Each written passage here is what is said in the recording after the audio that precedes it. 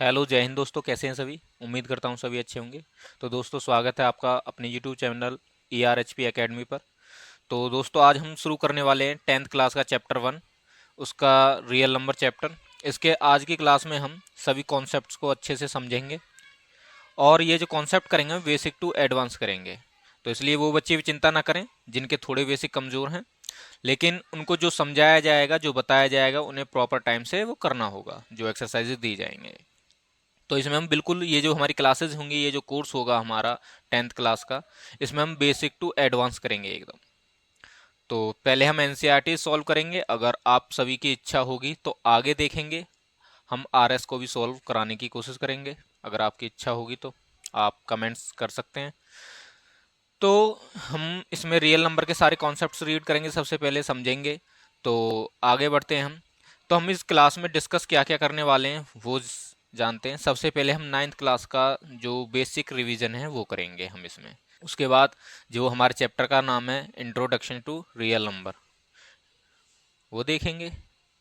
फिर हम fundamental theorem देखेंगे। उसके बाद फंडामेंटल थ्योरम को यूज हम LCM SCF में कैसे करते हैं वो देखेंगे, वो समझेंगे।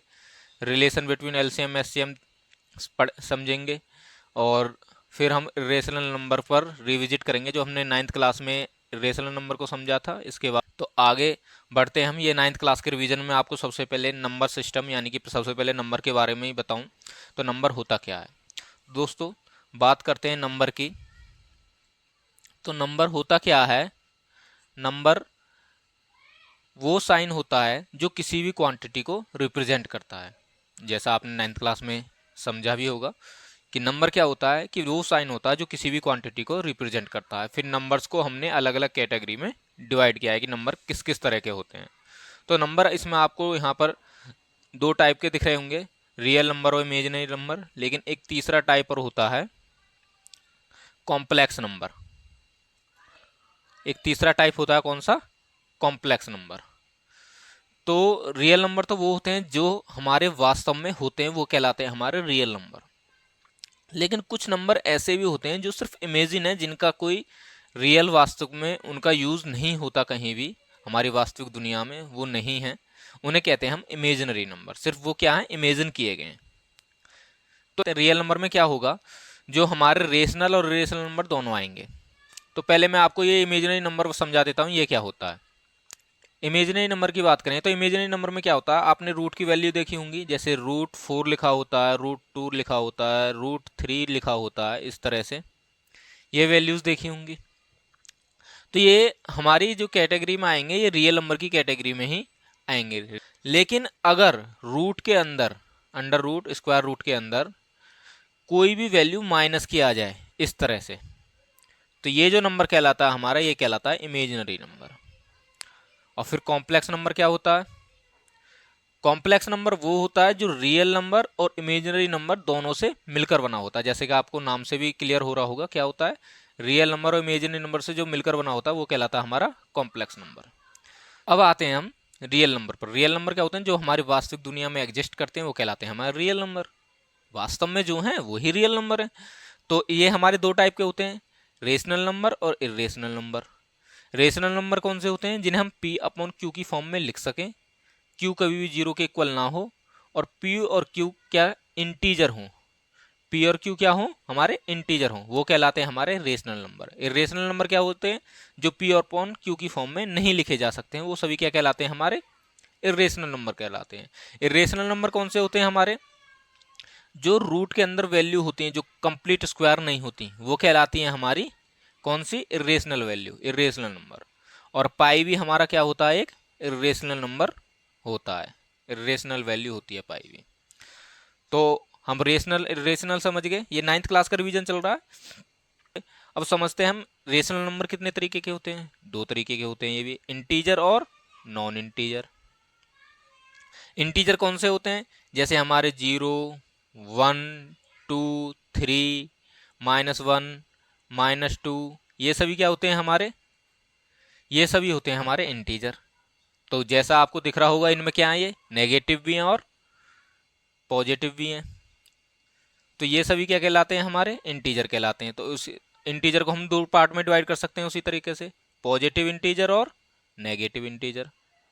पॉजिटिव इंटीजर मैंने आपको बता दिया, ये सभी होंगे 1 2 3 4, ये सभी हमारे क्या एंड तक ये क्या होंगे, हमारे पॉजिटिव इंटीजर होंगे। और माइनस वाले क्या होंगे, हमारे नेगेटिव इंटीजर होंगे। लेकिन हम इन ये जो हमारे पॉजिटिव इंटीजर हैं इनको हम नेचुरल नंबर भी कहते हैं। क्या कहते हैं इन्हें, हम नेचुरल नंबर भी कहते हैं। 1 2 3 4 5 6 ये क्या हमारे नेचुरल नंबर हैं। और इनके साथ हम जीरो को ऐड कर ले, इनके साथ क्या कर ले हम, जैसे जीरो, यहाँ देखो आप 1 2 3 ये एंड सो ऑन, ये क्या हमारे होल नंबर्स हैं, ये क्या हमारे होल नंबर्स हैं। और इसमें भी हम नंबर को एक कैटेगरी और है, प्राइम नंबर और कंपोजिट नंबर में डिवाइड करते हैं। प्राइम नंबर कौन से होते हैं हमारे, प्राइम नंबर वो नंबर होते हैं जो सिर्फ खुद से यानी कि स्वयं से अपने आप से ही डिवाइड होते हैं। जैसे टू खुद से डिवाइड होगा या फिर 1 से डिवाइड होगा। उसी तरह से थ्री या तो 3 से ही डिवाइड होगा या फिर 1 से डिवाइड होगा। तो इस तरह के नंबर क्या होते हैं जो हमारे, जिनका सिर्फ दो ही फैक्टर होते हैं, जिनके क्या दो ही फैक्टर, एक तो वो नंबर खुद और एक 1, वो कहलाते हैं हमारे प्राइम नंबर। कंपोजिट नंबर वो होते हैं जिनके दो से अधिक फैक्टर होते हैं, वो कहलाते हैं हमारे कंपोजिट नंबर। जो खुद से भी डिवाइड हो जाए, 1 से भी डिवाइड हो जाए और एक और किसी नंबर से डिवाइड हो जाए, वो कहलाते हैं हमारे कंपोजिट नंबर। ठीक है। और 1 ना तो हमारा कंपोजिट है और ना ही हमारा प्राइम है। 1 जो होता है एक, ये ना तो कंपोजिट होता ना ही ये प्राइम होता है। और नॉन इंटीजर की बात कर लेते हैं। नॉन इंटीजर वो नंबर होते हैं जो हमारी फ्रैक्शंस होती हैं या फिर डेसिमल नंबर होते हैं। फ्रैक्शंस या डेसिमल नंबर ये क्या कहलाते हैं, हमारे नॉन इंटीजर कहलाते हैं। तो अगली स्लाइड पर बढ़ते हैं हम, 10th क्लास का शुरू करते हैं हम। रियल नंबर मैंने आपको जैसा थोड़ा थोड़ा यहाँ भी समझा दिया कि रियल नंबर क्या होते हैं। Real number are union of both rational and irrational number. Real number क्या होते हैं, रेशनल और इरेशनल नंबर का यूनियन होते हैं। मैंने आपको यहाँ पर ये दिखाया भी हुआ। These numbers can be expressed on A number line. ये क्या किए जा सकते हैं, नंबर लाइन पर रिप्रेजेंट किए जा सकते हैं, जैसे मैं आपको यहाँ नीचे दिख भी रहा होगा, जब मैंने आपको पहले ही बताया। These numbers can be both positive और नेगेटिव। ये नंबर क्या हो सकते हैं, पॉजिटिव भी हो सकते हैं और नेगेटिव भी हो सकते हैं। इसमें हमारे होल नंबर, नेचुरल नंबर, ये सभी किस में आते हैं, हमारे रियल नंबर आते हैं। पॉजिटिव इंटीजर, नेगेटिव इंटीजर, ये सभी क्या हमारे रियल नंबर्स हैं। और इरेशनल नंबर भी क्या होते हैं, हमारे रियल नंबर ही होते हैं। मैंने आपको पहले समझाया, जैसे यहाँ आपको दिख भी रहा होगा, ये किसके रेशनल और इरेशनल नंबर का ग्रुप होता है, रियल नंबर। और आगे समझते हैं हम अगली स्लाइड पर। अब समझते हैं हम फंडामेंटल थ्योरम ऑफ अर्थमेटिक। ये क्या है, every composite number can be expressed factorised as a product of primes and this factorisation is unique.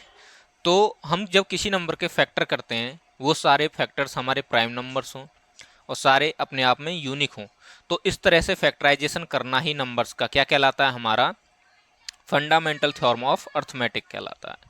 जैसे मैं आपको यहाँ पर समझाता हूँ, 84 के हम क्या कर लें, प्राइम फैक्टर कर लें।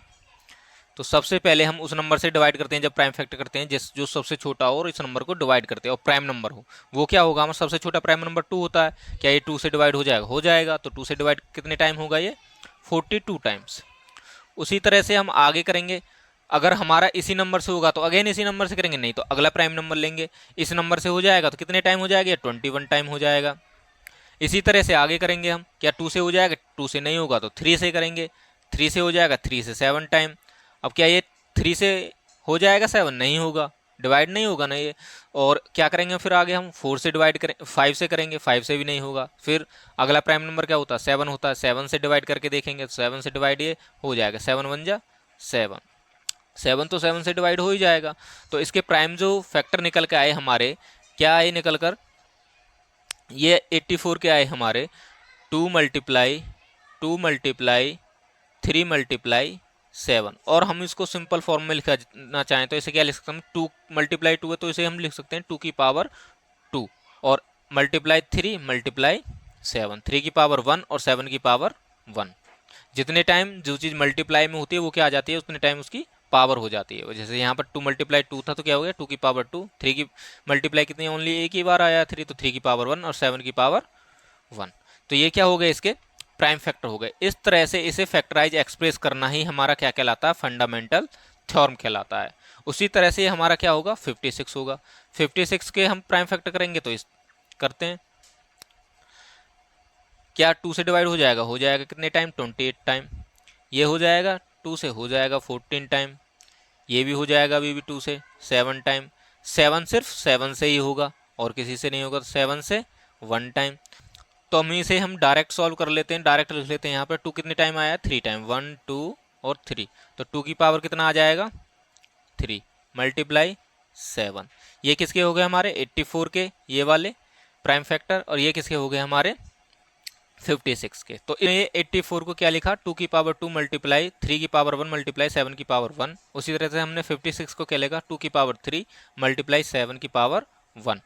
तो इस तरह से एक्सप्रेस करना ही हमारा क्या कहलाता है? हमारा फंडामेंटल थ्योरम ऑफ अर्थमेटिक। अब आगे समझते हैं हम फंडामेंटल थ्योरम को हम एलसीएम और एचसीएफ में कैसे यूज करेंगे, ये समझेंगे हम अगली स्लाइड पर। तो ये क्या होता है? जैसे हमने 84 के प्राइम फैक्टर किए थे, क्या आए थे हमारे? 2 की पावर 2 मल्टीप्लाई 3 की पावर 1 मल्टीप्लाई 7 की पावर 1, यही थे। 56 के क्या थे? 2 की पावर 3 मल्टीप्लाई 7 की पावर 1। तो एचसीएफ के हम यहाँ पर डेफिनेशन देखते हैं, क्या है? Product of the smallest power of each common prime factor. यानी कि हमें 2 नंबर का एलसीएम या एचसीएफ निकालेंगे, तो उसके जो प्राइम फैक्टर होंगे उनमें जो कॉमन प्राइम फैक्टर होंगे उनकी स्मॉलेस्ट पावर, उनकी क्या? स्मॉलेस्ट पावर का मल्टीप्लाई क्या कहलाता है? हमारा एचसीएफ कहलाता है। जैसे हम यहाँ पर देखें तो इसमें क्या कॉमन है? 2 कॉमन है और 7 कॉमन है। इनमें से स्मॉलेस्ट पावर क्या है? 2 है, तो 2 की पावर क्या आ जाएगी? 2 एचसीएफ के लिए। इसमें से जो छोटी पावर होगी वो आ जाएगी। और क्या कॉमन है? 7 कॉमन है, तो मल्टीप्लाई 7 की पावर कितनी है? स्मॉलेस्ट 1 ही है दोनों जगह, तो 1 आ जाएगा।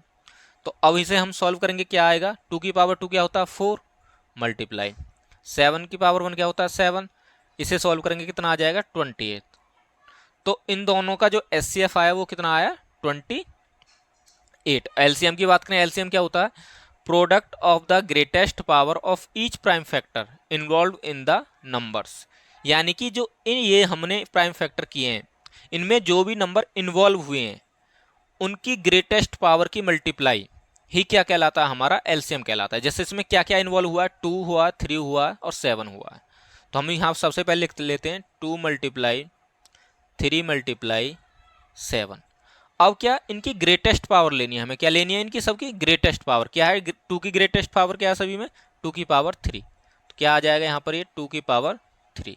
उसी तरह से 3 की ग्रेटेस्ट पावर क्या? 1 ही है यहाँ पर तो। और 7 की क्या है? 7 की भी 1 है। तो 2 की पावर 3 क्या होता है हमारा? 8 होता है। 8 मल्टीप्लाई 3 की पावर 1 क्या होता है? 3 होता है। और 7 की पावर 1 क्या होता है? 7 होता है। तो इस तरह से ये हो जाएगा। इनकी हम प्रोडक्ट कर लें, इनकी मल्टीप्लाई निकाल लें, तो क्या होगा? ये हमारा एलसीएम होगा। वो क्या आएगा? हमारा 168। तो इस तरह से हम अर्थमेटिक थ्योरम का यूज एलसीएम और एचसीएफ निकालने में करते हैं, या फिर हम LCM HCF arithmetic fundamental theorem की हेल्प से निकालते हैं। एक और मेथड होता है एलसीएम एचसीएफ निकालने का, वो होता है हमारा डिवाइड मेथड। वो हमें नहीं सीखना है, वो हमारे सिलेबस में नहीं है फिलहाल। अब आगे हम नेक्स्ट स्लाइड में समझेंगे एलसीएम एचसीएफ में रिलेशन क्या होता है। इनमें हमारा रिलेशन क्या होगा वो समझते हैं। HCF of a b multiply LCM of a b is equal to a multiply b. यानी कि जिन नंबर का हमें एलसीएम एचसीएफ पता है उनकी मल्टीप्लाई, उनके एलसीएम और एचसीएफ का मल्टीप्लाई वो बराबर होता है किसके? उन नंबर के प्रोडक्ट के बराबर। जैसे हम यहाँ पर समझते हैं, हमने एग्जाम्पल ले लिया a equal to 84 b equal to 56। तो इसका जो हमारा एलसीएम कितना आया था? एलसीएम आया था 168। और एचसीएफ कितना आया था हमारा? एचसीएफ आया था हमारा 28। तो एलसीएम और एचसीएफ की मल्टीप्लाई किसके इक्वल होगा? इन दोनों नंबर्स की मल्टीप्लाई के इक्वल होगा। हम यहाँ पर समझ लेते हैं, वो ये होगा 168 multiply 28 is equal to 84 multiply 56। ये दोनों की वैल्यू क्या आएगी? इक्वल आएगी। ये आप सबको सॉल्व करना है और फिर कमेंट में बताना है कि इक्वल आती है नहीं आती। ये इन दोनों में क्या होता है? रिलेशन होता है एलसीएम और एचसीएफ में, कि दोनों का एलसीएम मल्टीप्लाई दोनों का एचसीएफ इज इक्वल टू दोनों नंबर्स की प्रोडक्ट या दोनों नंबर्स की मल्टीप्लाई। अब आगे नेक्स्ट स्लाइड में समझते हैं हम जो इरेशनल नंबर होते हैं, हमें इरेशनल नंबर उन्हें प्रूव कैसे करना है, उसके लिए जो यूज कॉन्सेप्ट होते हैं उन्हें ही समझेंगे हम क्या क्या होते हैं। चलते हैं नेक्स्ट स्लाइड पर। हमारे सिलेबस में जो टॉपिक है वो है रिविजिटिंग इरेशनल नंबर। इसमें क्या करना होता है, हमें शो करना होता है कि कोई भी जो इरेशनल नंबर है वो इरेशनल नंबर है। मेथड जो यूज होता है हमारा होता है कंट्राडिक्शन मेथड। कंट्राडिक्शन क्या मेथड होता है कि हम कोई भी चीज़ जो प्रूव करना चाहते हैं उसके उल्टा मानते हैं, उसके अपोजिट मानते हैं। जैसे मान के चलो हमें इरेशनल नंबर प्रूव करना है तो हम इसे मान लेंगे ये रेशनल नंबर है। क्या मान लेंगे, ये रेशनल नंबर है। फिर जब ये हमारे रेशनल नंबर की वैल्यू जरूर प्रॉपर्टी हैं उन्हें फॉलो नहीं करेगा तो हम क्या कह देंगे, फिर ये इरेशनल नंबर है। ये होता, ऐसा मेथड होता है हमारा कंट्राडिक्शन मेथड। और उससे आगे जो आपको समझना होगा, एक सेकंड कॉन्सेप्ट होगा इसका, को प्राइम नंबर। इसमें जो यूज होगा को प्राइम नंबर का यूज होगा। ये क्या होता है, मैंने आपको प्राइम नंबर समझाया। प्राइम नंबर क्या होता है, वो नंबर जो खुद से ही डिवाइड हो जाते हैं या फिर 1 से डिवाइड होते हैं और उनका कोई अदर फैक्टर नहीं होता, वो कहलाते हैं हमारे प्राइम नंबर। और को प्राइम नंबर क्या होते हैं, ये हमेशा हम 2 नंबर में देखते हैं। दो को प्राइम नंबर वो होते हैं, मान के चलो कोई भी 2 नंबर हैं, वो आपस में उनमें कोई फैक्टर कॉमन नहीं है। यहाँ pairs of numbers that do not have any common factor other than 1। ऐसे 2 नंबर जिनमें 1 के अलावा कोई अन्य फैक्टर ना हो। जैसे मैं यहाँ पर एग्जांपल ले लेता हूँ, 4 ले लेता हूँ और 5 ले लेता हूँ। अगर हम यहाँ पर 4 के फैक्टर करेंगे क्या आएंगे, 2 × 2, और 5 के फैक्टर करेंगे तो क्या आएगा, 5 ही आएगा। 5 × 1 लिख सकते हैं, और यहाँ पर भी हम 1 × 2 × 2 लिख सकते हैं। तो इनमें आपको कॉमन क्या दिख रहा है, 1 ही दिख रहा है सिर्फ, 1 के अलावा कुछ और कॉमन तो नहीं दिख रहा है। तो ये ऐसे 2 नंबर हमारे क्या कहलाते हैं, ये हमारे कहलाते हैं को प्राइम नंबर। क्या कहलाते हैं हमारे, को प्राइम नंबर। उम्मीद करता हूँ आपको ये समझ आ गया होगा को प्राइम नंबर क्या होता है। इसी तरह से हम कोई भी 2 नंबर, 2 जोड़े ऐसे ले लें जिनमें कोई भी कुछ भी कॉमन ना हो अदर देन 1 के अलावा कुछ भी और कॉमन ना हो, क्या कहलाते हैं हमारे, को प्राइम नंबर कहलाते हैं। कोई भी, आप कोई भी नंबर ले सकते हैं, कोई भी। जैसे मान के चलो आप ले लें 9, यहाँ पर ले लेता हूँ मैं 9 और 8, तो इन दोनों में भी क्या 1 के अलावा कुछ और कॉमन नहीं होगा, तो ये नंबर भी क्या कहलाएंगे, हमारे को प्राइम नंबर कहलाएंगे। समझ आ गया होगा। आगे तीसरा कॉन्सेप्ट क्या यूज होगा, if p is a prime number and p divides a square. p क्या है, एक प्राइम नंबर है, वो डिवाइड करता है a स्क्वायर को। देन p डिवाइड्स a, तो p क्या करेगा, a को भी डिवाइड करेगा। p किसको डिवाइड करेगा, a को भी डिवाइड करेगा, where a is a positive integer. ये कहना क्या चाहता है कि मान के चलो p एक क्या है, एक प्राइम नंबर है, और वो किसको डिवाइड करता है, a स्क्वायर को डिवाइड करता है। p किसको डिवाइड करता है, a स्क्वायर को डिवाइड करता है। वो किसको, तो वो किसको भी डिवाइड करेगा, फिर a को भी डिवाइड करेगा। मैं एक आपको यहाँ पर एग्जांपल के थ्रू समझाता हूँ नेक्स्ट स्लाइड पर। यहाँ पर मान लेते हैं हम p इक्वल टू ले लेते हैं, p क्या लेना, हमें प्राइम नंबर लेना, 5 ले लेते हैं, और a इक्वल टू ले लेते हैं यहाँ पर हम 10। तो a स्क्वायर इक्वल टू क्या हो जाएगा हमारा 100। तो अब ये कहना क्या चाहता है, जो हमारा तीसरा पॉइंट है, ये कहना चाहता है यदि p किसको डिवाइड करता है, a स्क्वायर को, p किसको डिवाइड करता है, a स्क्वायर को, p किसको डिवाइड करता है, a स्क्वायर को डिवाइड करता है, तो p किसे डिवाइड करेगा, a को भी डिवाइड करेगा। p किसको डिवाइड करेगा, हमारा a को भी डिवाइड करेगा। यदि हमारा p a स्क्वायर को डिवाइड करता है तो वो किसको डिवाइड करेगा, a को भी डिवाइड करेगा। तो ये तीसरा पॉइंट है, ये कहना चाहता है। इसका यूज होगा हमारा जब हम इरेशनल नंबर प्रूव करेंगे वहाँ पर। तो सारे कॉन्सेप्ट आपको अभी तक के यहाँ तक समझ आए होंगे।